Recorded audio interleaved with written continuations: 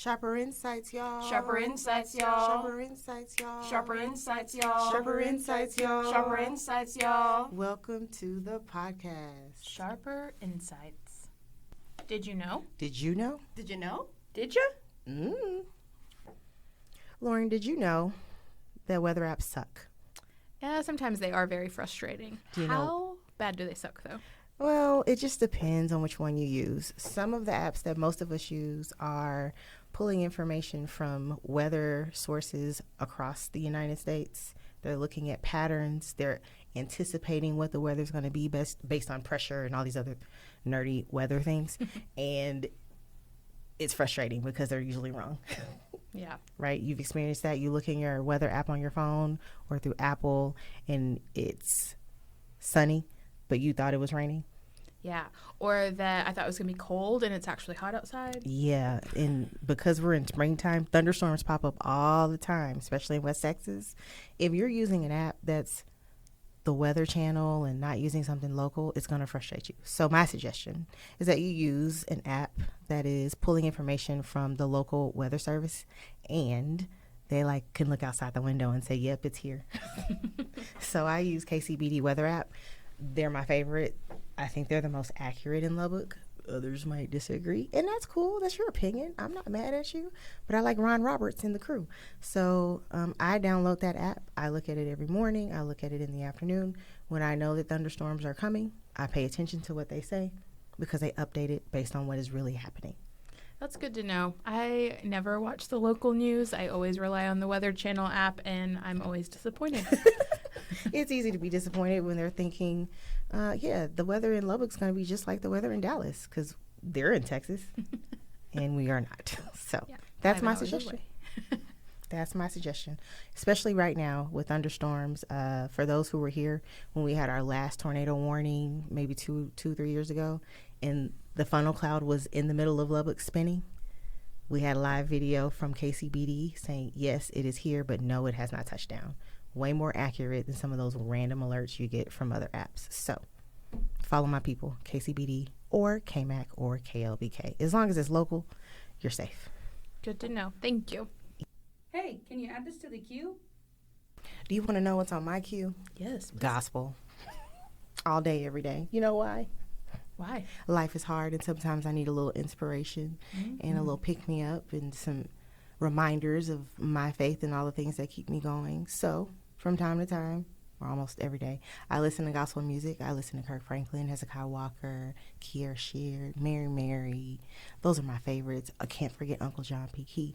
So those are the people that I start with. And then when I need a bop, I want to reminisce. I take it to 90s R&B and hip-hop. It's the best decade. Don't at me. Don't come for me. We'll argue. Lawrence on my team. We understand 90s all day, every day. So those are the things that are in my queue. On my podcast, it's Here's the Thing, The Bald Brothers, Gin and Juice. So I listen to a lot of comedy, lifestyle, entertainment podcasts because life is hard and I like to laugh. And I would encourage you to add that to your queue as well. And on my to-read list is The Big Leap. There's some things that I really want to accomplish in my life. And so when I'm ready, I'm going to read The Big Leap so it can help me leap into my future and all of the good things that I want to accomplish. What do you think? I like that. Thanks for sharing. You're welcome. I also have some recommendations from Mia Wesley. She is a volleyball player. Some of the things she is listening to right now are obviously reggae music, which is on her favorites list. And a song she recommended is called In Your Eyes by Tribal Seeds. That is a really good song. It's uplifting. It's kind of fun. So it's a good time. Yeah. She's also listening to a podcast called The Mindset Mentor. This is a podcast that's designed for anyone who's desiring motivation, direction, and focus in their life. So if you're looking to take your life to the next level, make sure that you give this a listen to. Mia did want to say this was explicit, but we're all adults here, so you can handle it. Yep. And then a book that she shared with me is called It Takes What It Takes by Trevor Moawad.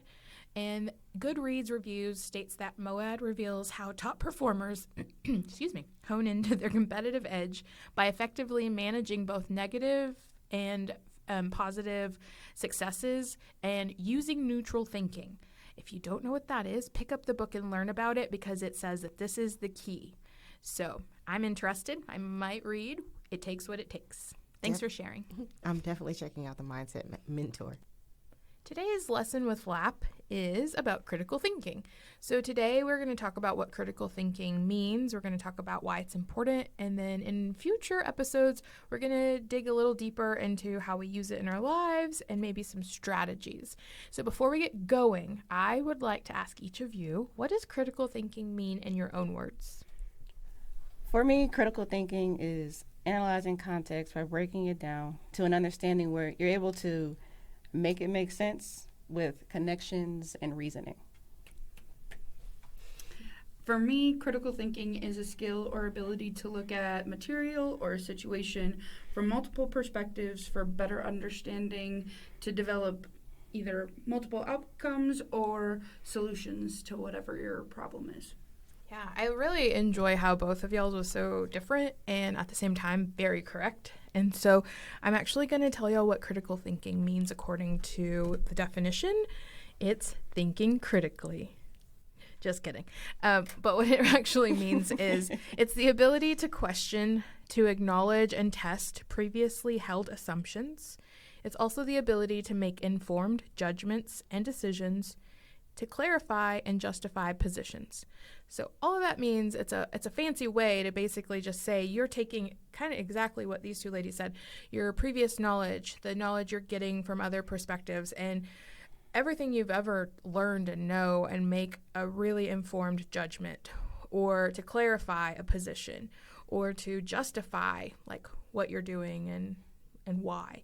And so we do this naturally. I think it's really cool that we're doing this on a college campus because we come together for different reasons on a college campus and we're learning from our environment. So you're also bringing what you brought from home, like your lessons, the things that you know, and you're also picking up new things from the people around you. So like cultures and just different ways people think and do things.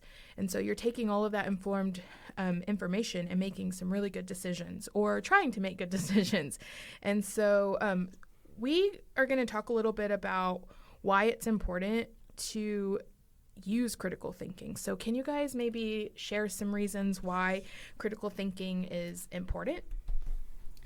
I would say that I use critical thinking when I'm trying to make like a really big decision. So I am just processing what actually makes sense so that when I actually do make a decision that I decided based on not too emotional, like I had logic behind it. It was something that really was the right decision for me. You mean you didn't just jump in? No, I'm not going to jump in because then I'm going to have to make more decisions later down the road. So I'm just going to try to do all the grunt work of what makes sense for me and my situation, and then just move forward in that direction. I like that. What's another reason, Megan? Definitely with Janera, it makes it easier to make a decision that might be a risk. But I also use critical thinking to really evaluate the assumptions and the biases that I have or that I look at in situations. It helps limit the assumptions and bias that I might have because I'm taking into account other perspectives and different ideas from other people. So yeah, no, I think that's really cool how it's all coming full circle, everything you've already said. And I love that you brought in your own biases. So it kind of comes into, we bring, again, that knowledge. And when I was a teacher, we'd call it background knowledge. It's what you bring to class. It's what you bring to each space. And so, yes, we all do come with our own biases. And so how do we put that aside, learn from other people, break things down, and use all of that information by putting forth some effort and some thought to move forward, whether that be a class assignment, whether that be a big life decision, whether that be even just a basic, simple decision, any kind of decision making that we're doing. I think it's important to think critically.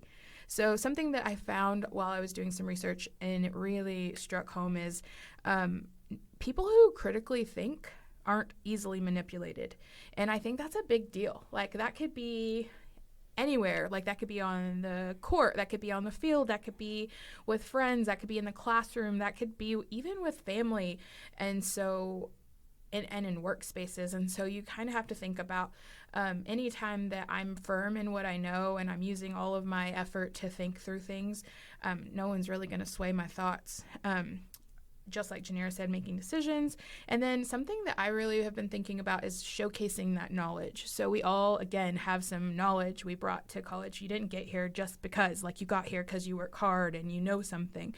And so a lot of people who aren't using critical thinking are afraid to take those risks, and we're not really trusting ourselves. But if you do put some trust in yourself and you are taking those risks by thinking critically, you get to showcase the things you do know. And it's really cool whenever students start to do that for themselves, because we get to see that light bulb turn on and we get to see them like take ownership of their learning. And so critical thinking is so important for lots of reasons. And another thing that I want to kind of talk about is our trust in other people. Sometimes we're in a hurry, we procrastinated, we have to make decisions, we have to do this task, we have to write this paper, and we're so quick to trust other people to get a job done that we're not trusting our own brain. So if we're not critically thinking, we're going to trust other people, and I don't know if they're right, so you really have to think through that. We're also putting trust in technology. We've got lots of different apps and websites like ChatGPT, we've got Grammarly, we've got just spell check in general, we've got Google. I don't have to think too hard anymore. And when we do that, we're putting our faith and our trust into technology, and we still have to see and test, is what they're putting out right? Is what I am reading correct information? And so critical thinking comes in hand whenever we're in a hurry and we have to get that assignment done. We also don't want to be seen as lazy. People who aren't using critical thinking might be seen as lazy, and I don't think any of our students are lazy. I think everyone works really hard in everything they do, whether that's in their sport, whether that's in the classroom. And so you, again, put forth effort so that you are using that critical thinking. Is there anything else you guys would like to add to our critical thinking segment? So I'm thinking about, while you were speaking, like taking the accountability of your decisions, so when you're not being lazy, you are putting in the effort, like that effort you put in to make that decision. Just take ownership of it. When you finally make the right choice for you, just own up to it, and just like don't be so quick to rely on others. When you have your own brain, you have your own experiences. Yeah, our brain's amazing. Yeah, so just trust yourself when you just got to do what you got to do. Yeah, and I'm going to end this with a quote that Candice said while we were discussing this information. She did say, if you're overthinking, it's not critical thinking. And that is the truth. So don't overthink it. Don't underthink it. Just put forth a little bit of effort. Trust your brain. You guys got this. So some key things to walk away with. Using critical thinking is breaking things down so I can understand it better. We're using multiple perspectives, so getting that information from all over. And then as we keep learning throughout these episodes, we're going to be putting out some strategies that you can take and use in the classroom or in personal life. And then just, again, keep highlighting how we already do this. So thanks for listening. Well, that concludes our time today. I would like to end with giving a few shout outs and thank yous. So thank you to Candice Laster and Mia Wesley for their wonderful recommendations for our Add It to the Queue segment. I'd also like to continue to thank the TTU Library for their wonderful podcast studio space. That's where we've been recording. It's a great resource. And I'd also like to shout out our subscribers on YouTube. Thank you guys for going and liking our channel and listening to our podcast. And just thanks to the listeners out there. So continue to share, continue to listen, and as usual, I hope you've left here a little sharper.